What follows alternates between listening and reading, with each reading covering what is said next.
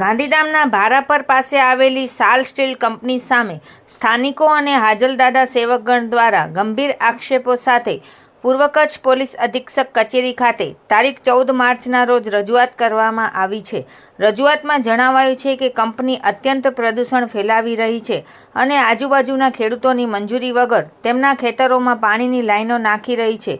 વિરોધ કરનારા ખેડૂતોને ખોટા કેસમાં ફસાવી દેવાની ધમકીઓ પણ અપાઈ રહી હોવાનો પણ આરોપ છે। સેવકગણે આશ્ચર્ય વ્યક્ત કર્યું છે કે ખેડૂતો પર દમન ગુજારાતી કંપનીને પોલીસ પ્રોટેક્શન કેમ અપાયું। ગ્રામજનોએ આ પ્રોટેક્શન તાત્કાલિક હટાવી લેવા અને ગેરકાયદે લાઈન નાખવાનું કામ બંધ કરાવી ન્યાય અપાવવા માંગ કરી છે।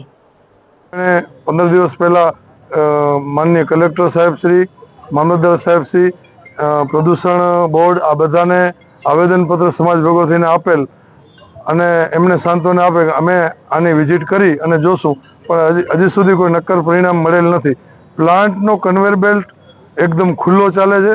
પ્લાન્ટની અંદર 70,000 ટન જેવી લગભગ અમે સાંભળ્યું છે કે અંદર ફ્લાયસ પડી છે। આવા લોખંડના કોલસાના પ્લાન્ટો ચાલી ન શકે અને સરકારશ્રી પાસે અને કોર્ટો આના માટે છે, એનો જે નિર્ણય આવશે અમને સ્વીકાર્ય રહેશે।